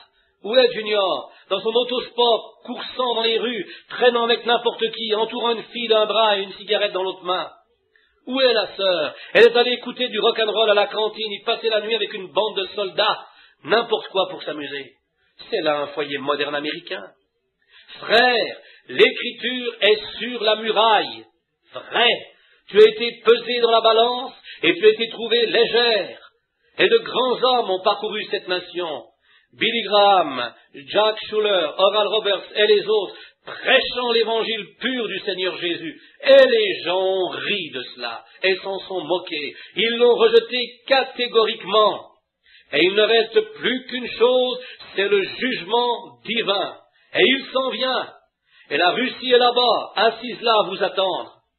Frères, réalisant que 150 millions de personnes pourraient mourir en l'espace d'une heure, et qu'avant le lever du jour, cette nation entière pourrait être complètement détruite. Et que pensez-vous qu'il se passera quand il est dit qu'au moins, si 10 000 avions chargés de bombes atomiques, si chacun d'entre eux laissait tomber une bombe atomique ou une bombe à hydrogène sur cette nation, la Terre entière serait secouée hors de son orbite. Qu'est-ce que cela entraînerait? L'accomplissement de chaque parole de Dieu qui a dit que cela se passerait. Qu'est-ce que cela ferait? Du temps du monde antédiluvien, quand ils construisirent les sphinx et tout, ces grandes pyramides, que nous ne pourrions reproduire aujourd'hui, si nous devions le faire, de retour à ce même pays où les conflits sont en train de commencer maintenant, en Égypte, une prophétie biblique des plus saisissantes, si nous avions le temps d'y entrer, mais nous n'avons pas le temps. Mais remarquez, Dieu prophétisa en Ézéchiel, aux environs du 9e ou du 19e chapitre, j'oublie simplement maintenant dans lequel c'était, que dans le jour suivant la venue du Seigneur, il y aura un chemin battu de l'Égypte à la Syrie. et ils viennent à peine d'achever cette route 2500 ans après la prophétie. Et en ce jour-là, comme en Jérusalem, une bannière serait élevée, l'étoile à 6 points de David flotterait, et comment cela fleurirait comme la rose, et les Juifs reviendront des 4 coins du monde pour rentrer dans leur pays. Et l'autre jour, ici, frère Arganbright m'a montré cette photo 3 minutes avant minuit. Ce film, ce n'était pas des chrétiens qui disaient cela, c'était la science. La vieille horloge a écoulé les heures, et le pendule a oscillé de part et d'autre, à travers des troubles et des tumultes, et des sermons et des messages évangéliques, jusqu'à ce que finalement elle indique minuit moins 3. Et j'ai vu le film qui représentait cela, et je les ai vus y ramener ces Juifs depuis l'Iran, depuis l'Égypte, venant de toutes les parties du monde. Et ils les transportèrent, des garçons portant leur vieille maman sur leur dos, et ils allèrent les interviewer. Alors que nous atterrissions juste plus bas, que j'atterrissais au Caire, en Égypte, j'ai vu venir ces gros avions chargés de ces gens. On leur a demandé, pour quelle raison revenez-vous dans la patrie? Y revenez-vous pour mourir, afin d'y être enterrés? Ces vieux Juifs, avec des larmes coulant sur leurs joues, dirent, non, nous venons rencontrer le Messie. Alléluia, nous venons voir le Messie, il reviendra bientôt. Et quand le figuier porte des bourgeons, c'est que le temps est proche, à la porte. En vérité, je vous le dis, cette génération ne passera pas que tout cela s'accomplisse. Quand nous voyons l'Amérique, la grande, la dernière civilisation, frère, aussi grande que soit notre nation, nous devrons disparaître. Tout ce qui est mortel doit céder à l'immortalité. Je me suis rendu dans les bois, aux alentours d'ici, il y a quelque temps déjà, et je me suis mis à pleurer comme un enfant. Je me suis rendu à la tombe de mon père. J'avais l'habitude de le voir se laver le visage de ses gros bras courts. Il était bûcheron, aussi vaillant qu'il pouvait l'être. Et je voyais comment Monsieur Coates m'a dit, il a dit, j'ai vu ton père, et d'une main. Billy, a-t-il dit, tu devrais être fort. J'ai dit, mais je ne le suis pas. Il a dit, j'ai vu ton père soulever d'une seule main un billot de frêne pesant 950 livres, soit 430 kilos. Et j'ai pensé, ça alors, mon père parviendra jusqu'à 150 ans, et il est mort à 52 ans. Qu'était-ce? Nous n'avons pas de cité permanente ici. Tout ce qui est mortel donne sa place. Que vous soyez fort, que vous soyez en bonne santé, votre souffle repose dans la main du Dieu Tout-Puissant. Il pourrait le reprendre dans la seconde qui suit, c'est vrai. Je me suis tenu à côté d'un vieil arbre quand j'ai été sauvé. Je ne savais pas comment parler au Seigneur, mais je voulais être en ordre. Je ne lui avais jamais parlé. Aussi, savez-vous comment j'ai fait ma première prière? Je suis allé l'écrire sur un bout de papier. Étant un homme des bois, j'ai pratiquement toujours vécu dans les bois. Et je remarquais que je pouvais le voir dans les bois, je pouvais l'entendre. Je pouvais quasiment entendre ses pas comme il s'approchait. Dans la soirée, le souffle du vent. Oh, il s'avance sur les ailes du vent. Alléluia! Il se sert des vents pour circuler.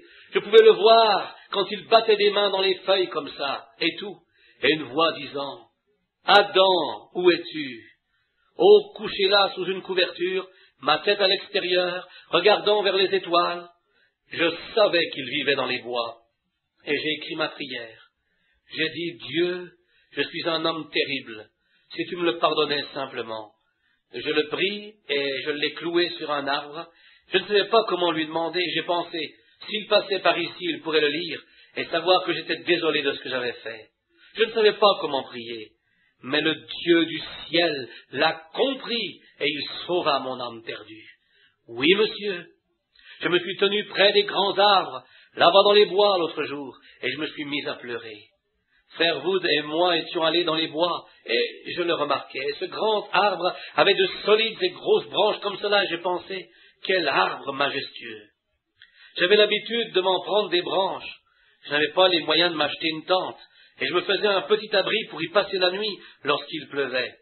Quand j'avais pêché, restant dehors toute la nuit, quand je n'étais alors qu'un gamin. Et je pensais, cet arbre restera là des centaines et des centaines d'années. Et il n'est plus rien qu'un chicot maintenant.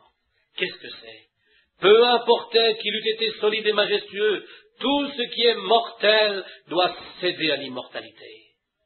Eh frères, nous avons été une grande nation, nous avons été un grand peuple, nous avons été une grande église, nous avons été grands en tout, mais je vous dis, tout ce qui est mortel doit céder la place. Et ceci, la fin approche. Je vous dis que tout est prêt, et le monde n'est devenu qu'un gros amas de corruption et de puanteur devant Dieu. Cette nation n'est faite que de whisky et de bière, et la nation est supportée par les taxes sur ce whisky et ces choses. Et c'est le prix du sang, si vous pensez que c'est mal de boire de whisky. Et vous dites, laissez ça tranquille, prédicateur, vous ne devriez pas parler du tout de boisson, cela fait partie de nos droits américains. Je sais que ce sont vos droits américains, mais ce ne sont pas vos droits célestes. Et frères, si vous êtes bien disposés devant Dieu, vous serez capables, dans votre cœur, vous délaisserez chaque droit impie que vous avez pour servir le Seigneur, et vous serez résolus de ne pas vous souiller avec les choses du monde. Vous dites, frère Branham, d'autres chrétiens fument. Pourquoi ne pourrais-je pas fumer? Vous pourriez avoir le droit de fumer en tant que citoyen américain, mais vous n'avez pas le droit de le faire en tant que chrétien, parce que c'est une pierre d'achoppement sur le chemin d'une autre personne. C'est tout à fait juste. Et vous ne devriez pas le faire. Vous y mettriez une pierre d'achoppement. Toutes ces autres choses, et votre habillement. Ils disent, eh bien, les autres femmes, elles s'habillent comme ceci. Les autres filles s'habillent comme ceci. Elles font ceci. Pourquoi je ne le pourrais pas? Je sais que ce sont vos droits américains. La loi ne m'en empêche pas. Ah, ça, je le sais. Elle n'oblige pratiquement plus rien. Vous pouvez faire tout ce que vous voulez, c'est vrai, à peu près tout ce que vous voulez. Mais frères, cela ne se trouve pas dans un cœur chrétien. Si vous êtes résolus dans votre cœur de vivre proprement et purement devant Dieu, la nature même vous enseignera que ces choses sont fausses. Mais voilà, nous sommes parvenus à ce point. Qu'est-ce que c'est? C'est parce que nous sommes à la fin de la route. Prenez la résolution dans votre cœur ce soir, que plus jamais, tant et aussi longtemps que la terre tournera, ou aussi longtemps que vous vivrez, que vous ne vous souillerez plus jamais dans les modes de vie américaines. Oui, monsieur, la soi-disant mode de vie américaine. Maintenant, l'ancienne mode de vie américaine était bien. Être bon voisin et honnête et ainsi de suite, c'est bien. Mais cette façon nouvelle de se dévêtir, de boire, de faire la fête, de se séparer, de se marier et se remarier, et tout ce non-sens, soyez résolus de vous abstenir de tout cela aussi longtemps que vous vivrez. Prions. Pendant que nous avons nos têtes inclinées, chaque cœur devant Dieu sincèrement, je crois que nous sommes à la fin du chemin.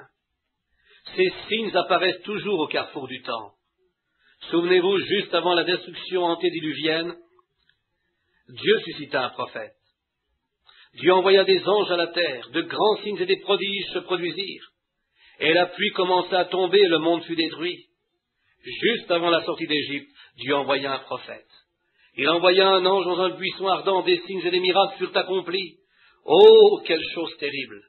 Et l'Égypte fut noyée dans la mer, derrière, et l'Église entra dans la victoire. Juste avant la venue du Seigneur Jésus, un prophète vint sur la scène, Jean-Baptiste. Le message sortit, des anges apparurent, des signes et des miracles furent accomplis, et Jésus vint. Et le Sauveur du monde fut crucifié. Nous sommes à la fin du chemin. Nous avons passé à travers l'âge du catholicisme, 1500 ans d'âge des ténèbres. Nous avons passé les centaines d'années du luthéranisme de Martin. Nous avons traversé de cela au méthodisme de John Wesley, de là à Calvin, Knox, Finlay, Finney, tout le reste d'entre eux, jusqu'au pentecôtisme. Et nous arrivons à la fin de 50 années de Pentecôte. Elle est tout aussi rétrograde que les autres. Elle est sortie à présent. Les femmes ont commencé à se comporter comme le monde. L'homme a commencé à adopter les choses du monde. Le prédicateur à la chair a honte ou a peur d'en parler parce qu'il craint d'être rejeté de l'organisation. Que Dieu nous aide à avoir des hommes qui sont dégagés de tout lien, libres de tout, afin qu'ils puissent prêcher la parole sans compromis et d'appeler noir ce qui est noir et blanc ce qui est blanc. Mon ami, êtes-vous un chrétien ce soir? Êtes-vous sauvé? Savez-vous si vous êtes sauvé? Nous parvenons à la fin de la route, et un de ces soirs, il va être trop tard. Il viendra. Et l'enlèvement pourrait survenir à n'importe quel temps. Tandis que nous avons nos têtes inclinées, y aurait-il quelqu'un ici qui lèverait sa main pour dire « Frère Branham, Souviens-toi de moi dans ta prière ce soir. Je veux être résolu à partir de ce soir de ne plus jamais servir le monde. Lèveriez-vous la main? Je cesserai de fumer, je cesserai de danser, je cesserai d'agir comme le monde. Que Dieu vous bénisse, monsieur. Que Dieu vous bénisse, madame. Quelqu'un d'autre? Que Dieu vous bénisse, monsieur. Que Dieu te bénisse, mon ami. Vous bénisse ici au bout, frère. Vous bénisse à l'arrière, petite dame. Quelqu'un d'autre lèverait sa main en disant, par la grâce de Dieu ce soir, je réalise que je suis à Babylone. Je réalise la condition dans laquelle nous sommes. Je l'entends claironner de partout, frère Branham, mais je sais que nous sommes à la fin du chemin. Je lève maintenant ma main vers Jésus-Christ et lui demande d'être miséricordieux à mon endroit. Et je suis résolu que dorénavant, j'arrêterai toutes ces choses sales que je faisais et je servirai le Seigneur. Que Dieu vous bénisse, madame. Que Dieu vous bénisse, monsieur. Dieu vous bénisse. Quelqu'un d'autre? Levez la main, dites, je m'abstiendrai de toutes les choses du monde et je servirai le Seigneur à partir de ce soir. Maintenant, comme nous chantons doucement avec vos têtes inclinées, si quelqu'un se sent convaincu de cela, je voudrais, si vous le désirez, que vous vous avanciez ici, que vous vous agenouilliez à l'autel, afin que l'on puisse prier avec vous. En faisant ceci, qu'a dit Jésus? Celui qui écoute mes paroles et qui croit à celui qui m'a envoyé a la vie éternelle, et ne vient point en jugement, mais il est passé de la mort à la vie. C'est si simple. Hommes, femmes, pourriez-vous vous permettre de manquer le ciel? Qu'est-ce, quand les âges se déroulent, depuis des milliers et des centaines de milliers d'années, quand cet ancien monde va être bombardé? La Bible l'a dit. C'est ce à quoi pense la Russie en ce moment. La bombe qui porte votre nom attend là-bas. Ne craignez pas celui qui peut détruire le corps, mais celui qui peut détruire à la fois le corps et jeter l'âme en enfer. Voyez, craignez Dieu, aimez-le. Soyez résolus dans votre cœur ce soir de le servir. Et ceci, un jour ou l'autre, quand la terre éclatera sous ses bombes, elle s'envolera là-bas dans le soleil et la chaleur fervente enroussira le sol, et le monde sera détruit par le feu, les atomes seront brûlés, des millions et des milliards de fois en Fahrenheit, feriez-vous une simple chose? Tandis que Dieu parle à vos cœurs, élevez votre cœur vers lui, dites, je servirai Dieu à partir de ce soir. Dieu vous bénisse, monsieur, Dieu vous bénisse, et que Dieu vous bénisse, c'est bien. Courbons maintenant nos têtes.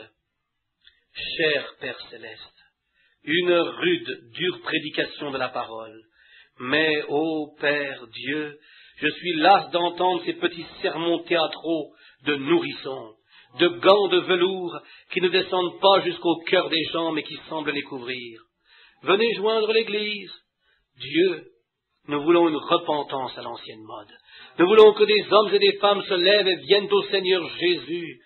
Dieu, nous voulons voir cette chose s'établir, car ce sera la dernière fois que nous serons à jamais capables d'être mortels. Ce sera la dernière fois, peut-être la dernière chance, que les hommes et les femmes qui sont ici ce soir auront jamais de venir à toi.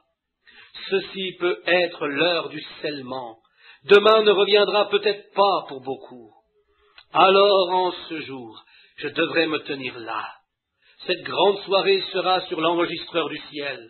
J'aurai à rendre compte de ce que j'ai dit, et les gens doivent rendre compte de la manière dont ils ont répondu. Seigneur, ce soir, une douzaine de mains ou plus se sont levées, cherchant le salut. Dieu, tu es le Christ, et nous prions que tu les reçoives ce soir, et bénis-les, et sauve-les du péché à l'instant, et que depuis leur cœur ils soient résolus en quittant ce bâtiment, pour entrer dans une moderne Babylone qui devrait être secouée un jour. Les Médo-Persans attendaient à la porte, et il dit, tu as été pesé dans la balance, tu as été trouvé léger. Et quand on sait ce soir qu'une puissante nation qui possède plus de bombes et plus d'avions et des milliers de fois plus d'hommes est prête, une nation impie qui ne connaît pas Dieu, est prête à venir de l'Est vers l'Ouest, et est prête et capable de le faire. Et voici que l'on est assis ici, pataugeant encore dans le péché, la beuverie, le whisky, les bars, buvant, faisant la fête. Et on se moque de l'Église qui essaye, qui a lavé sa robe dans le sang de l'agneau. Il se moque de cela. Mais les dons de Dieu sont revenus, les grands signes et les miracles que tu as dit qui suivraient le croyant. Ces signes accompagneront ceux qui auront cru. Tu as dit, en mon nom ils chasseront les démons, ils parleront de nouvelles langues, ils saisiront des serpents. ou s'ils boivent quelques breuvages mortels, il ne leur fera pas de mal. Ils imposeront les mains aux malades et les malades seront guéris. Et ces miracles sont revenus pour montrer aux gens que l'Écriture est sur la muraille. La fin des temps est arrivée. Dieu éveille tout un croyant ce soir à la réalisation du salut de son âme. Nous le demandons dans le nom de Christ. Et avec nos têtes inclinées, si quelqu'un d'entre vous désirait, de ceux qui ont accepté Christ comme leur sauveur personnel ce soir, si vous vouliez, j'aimerais que vous veniez vous agenouiller ici à l'autel. Vous agenouiller ici et prier un bout de temps. Amis, savez-vous ce qui se passe? Dieu vous bénisse, jeune homme. Quelqu'un d'autre le suivrait-il? Un homme couché sur un lit ici, il lève sa main. Un homme qui est peut-être infirme, ou tout autrement, ou très malade, étendu sur un lit, il lève la main. Il ne peut peut-être pas venir à l'autel, mais Dieu peut prendre soin de lui là où il se trouve. Pas seulement cela, mais le guérir aussi et le rétablir.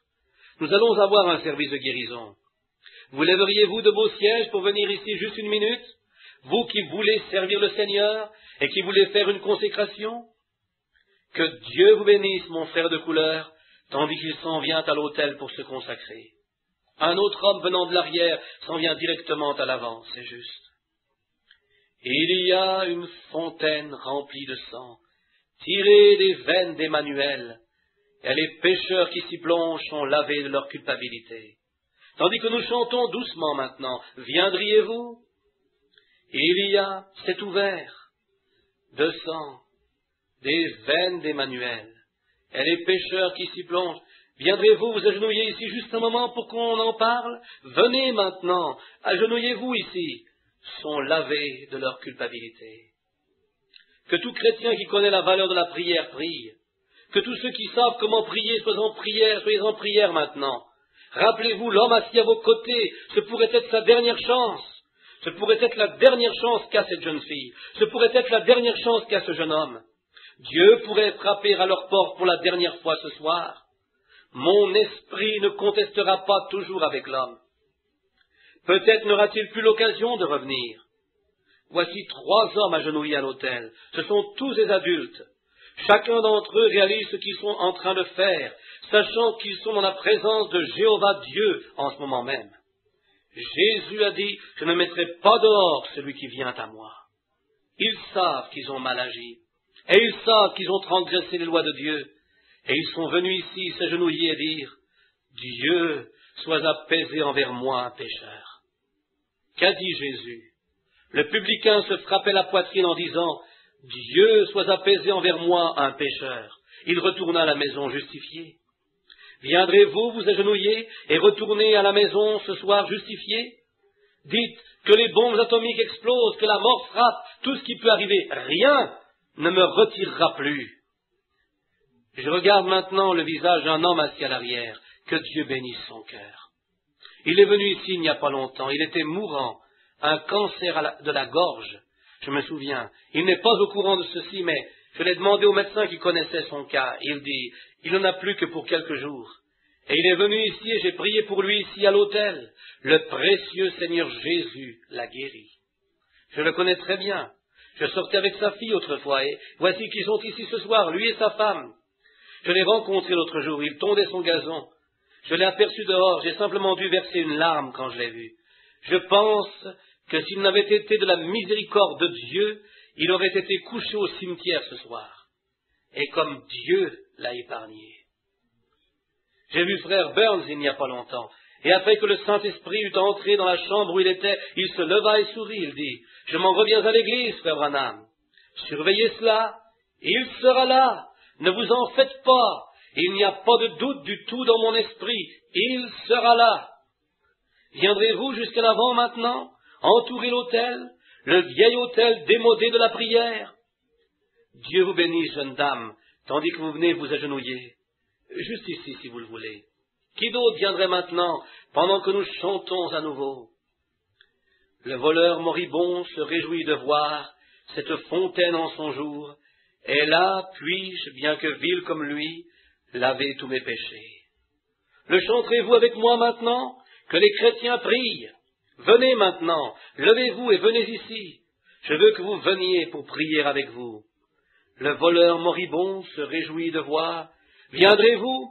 La parole de Dieu a dit que celui qui veut qu'il vienne rectifier cette vie complètement perdue. Et là, puis-je, bien que vil comme lui, laver toute leur culpabilité, laver. Viendrez-vous? Voici votre chance. Je vous supplie de venir maintenant. Et les pécheurs qui s'y plongent sont lavés. Que Dieu vous bénisse, madame. Quelqu'un d'autre veut venir aussi? Voici l'heure et le temps. Dieu vous bénisse, sœur. Allez directement là avec ces dames, si vous voulez. Soyez aux aguets, là, juste un moment. Venez maintenant. C'est de cette façon que j'aime les voir venir, pleurant, désolés, venant prendre la résolution dans leur cœur. Qu'est-ce qui a fait cela? Le Saint-Esprit. Je me sens vraiment obligé, et vous me connaissez assez bien pour savoir que si je suis un fanatique, je ne le sais pas. Et réalisant que des dizaines de milliers de personnes se tiennent sur chaque parole que vous dites, vous devez être prudent de ce que vous dites. Dieu vous fera répondre de cela, mais mon cœur m'oblige à le faire. Il y a plusieurs personnes ici ce soir qui ont vraiment besoin de venir ici, mais l'oppression du diable est en train de vous retenir de le faire. Ne vous en dégagerez-vous pas comme cette dame-ci? La seule chose qu'elle a faite, elle n'a fait qu'abandonner une petite volonté qui était sa volonté. Et Dieu a pris sa volonté et l'a emmenée ici. Maintenant même, elle a la vie éternelle, parce qu'elle est venue le confesser. Viendrez-vous? Oh, je sens simplement. Prions à nouveau. Voudriez-vous? Père céleste, reconnaissant la grande et lourde pression sur mon âme ce soir, reconnaissant que beaucoup devraient venir, plusieurs l'ont même confessé en levant leurs mains. Je vais attendre juste un peu plus longtemps, Seigneur, sachant que ce simple moment de plus, peut-être, a signifié quelque chose pour cette dame ici. Cela a signifié la différence entre la mort et la vie.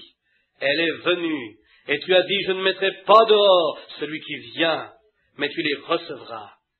Là de savoir que nous sommes parvenus à la fin. Et Dieu, je te remercie pour la petite dame qui s'avance maintenant.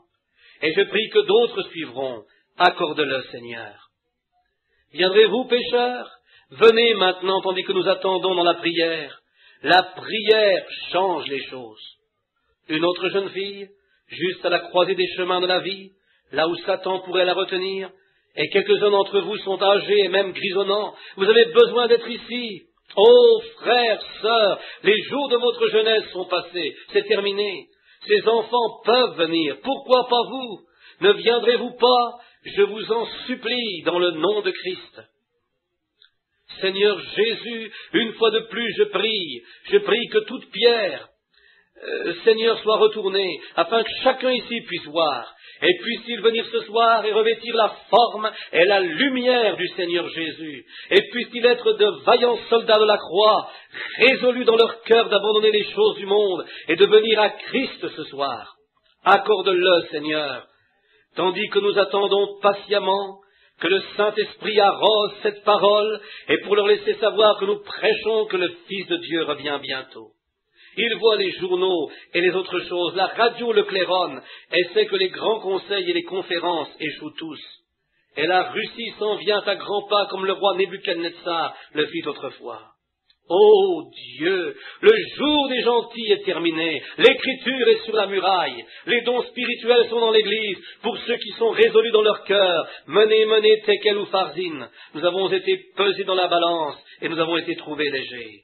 Eh Dieu, l'évangile a été prêché ici dans ce tabernacle. Des centaines de personnes qui sont assises ici, plusieurs sont ici ce soir, à qui l'évangile a été prêché, l'appel à l'autel a été fait, ensuite est écrit sur eux, menez, tekel ou farzine. Dieu, l'appel à l'autel est donné, les hommes sont sans excuse, tu as prédit, tu as prophétisé. Tu as montré des signes et des miracles, tu as guéri des cancers, tu as ouvert les yeux de l'aveugle, tu as rétabli le boiteux, tu as rendu l'ouïe aux sourds, la langue aux muets, tu as fait des miracles de toutes sortes directement ici, dans ce tabernacle. Et il y en a ici en ce moment qui sont témoins de ces choses. Oh Dieu, quand sera-t-il quand le soleil se couchera?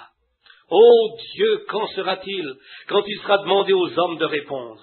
Quand sera-t-il? Accorde à beaucoup de venir ce soir, Père, dans le nom de Christ. Viendrez-vous maintenant, dans ce dernier appel, vous tracer un chemin jusqu'à l'autel? Peu importe depuis combien de temps vous allez à l'église, êtes-vous né de nouveau? Connaissez-vous Christ comme votre sauveur? Venez, agenouillez-vous, je veux simplement attendre un moment. Prions maintenant. Vous entendez ce chant qui joue.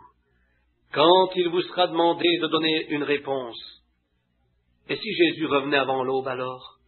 Et si sur le chemin du retour ce soir, un conducteur ivre vous heurtait, et que les vitres traverseraient les artères de votre corps, et que vous seriez en train de répandre votre sang, et vous auriez à vous tenir devant le jugement, et il vous sera demandé de donner une raison, qu'en sera-t-il alors? Qu'en sera-t-il alors? Qu'en sera-t-il alors? Quand le grand livre sera ouvert, qu'en sera-t-il alors? Quant à celui qui rejette ce message ce soir, il lui sera demandé de donner la raison. Qu'en sera-t-il alors? Qu'en sera-t-il alors? Qu'en sera-t-il alors? Quand le grand livre sera ouvert, qu'en sera-t-il alors? Quand à celui qui rejette ce message ce soir, il lui sera demandé de donner la raison, qu'en sera-t-il alors? Viendrez-vous? Ne le rejetez pas. Il frappe à la porte de votre cœur. C'est le Sauveur. Réfléchissez pendant que nous prions pour ceci à l'autel, et que chacun garde la tête baissée et soit profondément en prière. Il y a 6 ou 7 âmes à l'autel ce soir. Chers frères, vous, là sur le lit, Dieu a aussi vu votre main. Qu'avez-vous fait? Jésus a dit, nul ne peut venir à moi si le Père ne l'attire premièrement. Dieu a parlé à votre cœur. C'était la grâce de Dieu à votre égard. Ensuite, vous êtes venus. Et Jésus a dit, je ne mettrai pas dehors celui qui vient à moi. Ensuite, que faites-vous? Demandez-lui simplement de vous pardonner. C'est tout ce qu'il vous demande de faire. Regrettez ce que vous avez fait. Il vous acceptera. Dites, Dieu, je suis résolu, la même. Vous aussi, jeune dame, chacun de vous, les 3 à l'autel, 3 hommes et 3 femmes, priez simplement. Cher Père Céleste, comme je regarde ici en bas et que je vois des hommes et des femmes penchés sur l'autel, sous l'influence de l'Évangile, oh, nous sommes si heureux, Seigneur, d'avoir quelque chose qui nous place sous une influence. Ce n'est pas de la boisson enivrante, c'est le vin de la Pentecôte. Cela nous influence à agir correctement, cela enlève tout ce qui est faux et le rend droit. Nous sommes si heureux de cela, Seigneur. Ces hommes ont goûté à Dieu. Ce soir, peut-être, pour la première fois de leur vie, quelque chose a parlé à leur cœur et a dit, « Mon enfant, je suis celui qui t'a fait éviter cet accident. Je suis celui qui t'a retenu ici quand tu étais mourant. Maintenant ne viendras-tu pas en retour me donner ta vie? Et laisse-moi te guider et te prendre à la maison. Et je t'aime et je te veux du bien. » Et ils sont venus s'incliner à l'autel, accepter cette promesse, Dieu, que tu as faite, que tu ne les refuserais pas. Et je prie, Père Céleste, ce soir, que tu bénisses chacun d'entre eux. Puisse-t-il se relever d'ici avec cette assurance que le Dieu qui a fait la promesse tient la promesse. Et puisse-t-il à l'avenir, à partir de ce soir, avoir la paix dans leur âme. Pas seulement à ceux-ci, mais à ceux qui ont levé leurs mains à l'arrière. Dieu, je prie que tu les accompagneras. Je prie qu'ils réalisent à l'instant, à leur siège, qu'ils ont fait une erreur en ne se levant pas. Et puissent-ils donner cet éternel oui à Dieu.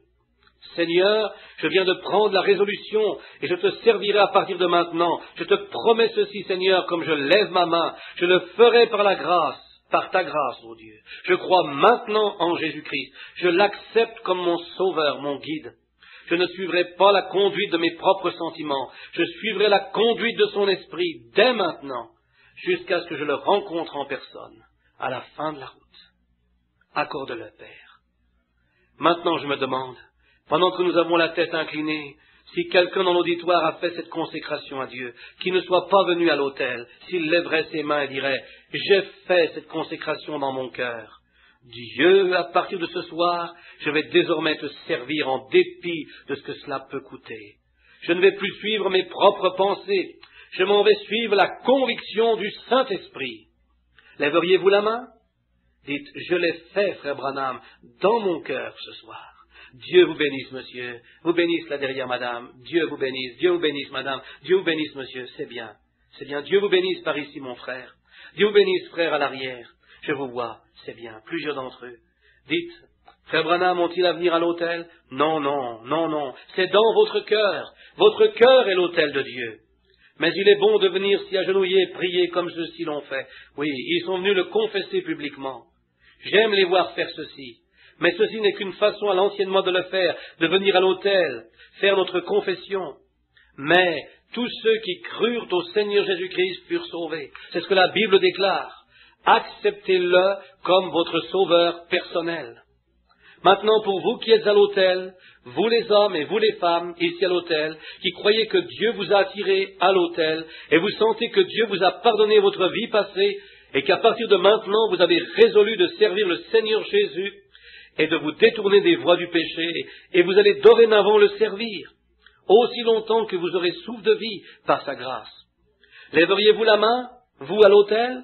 Que Dieu vous bénisse, frère. Que Dieu vous bénisse, frère. Que Dieu vous bénisse, frère. Qu'en est-il de cela, madame? Que Dieu vous bénisse, sœur. Qu'en est-il de cela là-bas au fond? Dieu vous bénisse, sœur. Qu'en est-il de l'autre bout, les deux autres sœurs là?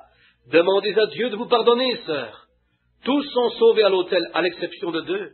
Maintenant quoi? Que devez-vous faire? Rien. Croyez, acceptez. C'est déjà accompli. Jésus l'a accompli quand il est mort à la croix. Maintenant, très respectueusement, chantons doucement. Las, j'ai trouvé le repos. Las, j'ai trouvé le repos. Là, j'ai trouvé le repos depuis qu'il m'a libéré. À l'autre bord du Jourdain, dans les doux prés de l'Éden, où l'arbre de vie est florissant, là se trouve le repos. Jésus brisa, c'est ce qu'il fait, chaque lien. Jésus brisa toute la fumée, la boisson, le mensonge, le vol.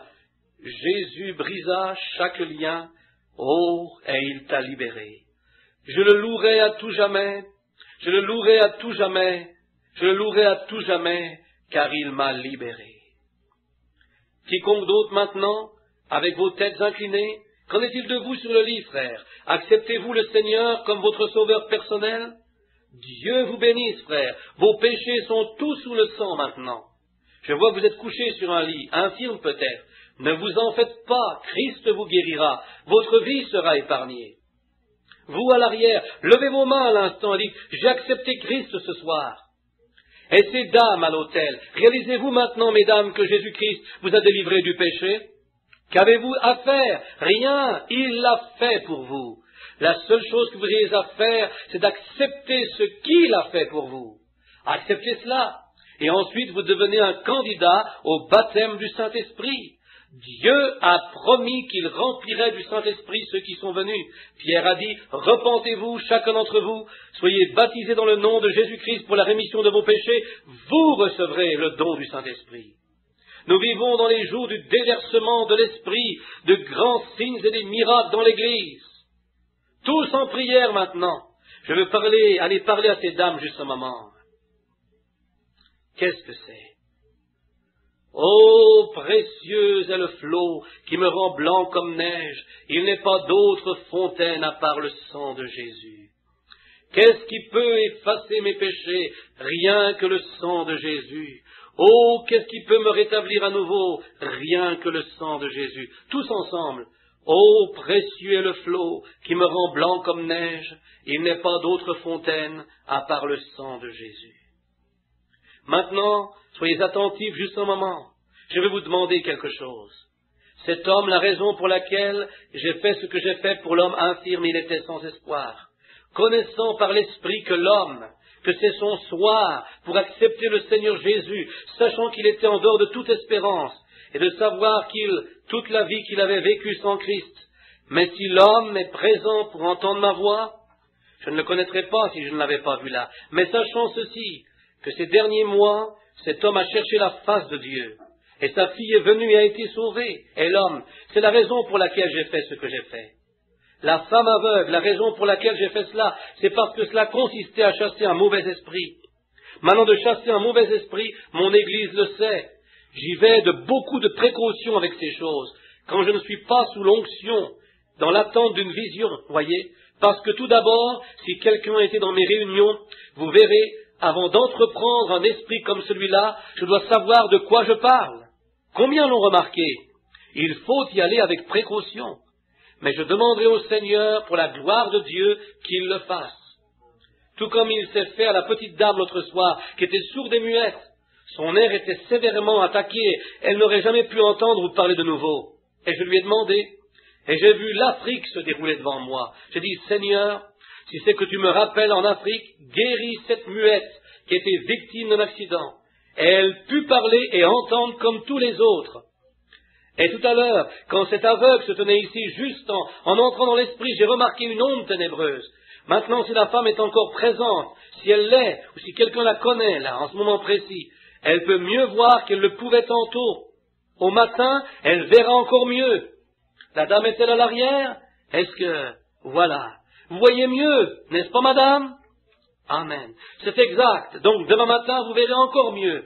Dans 2 jours, vous verrez encore mieux. Mais le jour d'après, cela reviendra à nouveau. Cela commencera à agir, tout comme... Rappelez-vous, n'échouez pas là. Ce sont ces tumeurs qui entrent. Elles sont mortes. Ce que c'est, une tumeur comme celle-là sur vos yeux c'est un démon. Et il forme un corps. Et quand la vie de cet esprit sort de toute espèce de chair, elle rétrécit.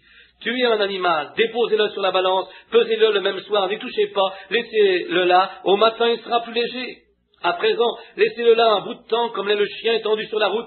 Laissez-le là un bout de temps, avant qu'il ne se détériore ou pourrisse, il enflera et grossira. Maintenant, quand cela commencera à enfler, votre vue diminuera de nouveau. Après environ 72 heures, louez simplement Dieu de tout votre cœur. C'est tout, ce sera terminé alors. Voyez, croyez seulement. Maintenant, béni soit le nom du Seigneur. Êtes-vous heureux du Seigneur Jésus?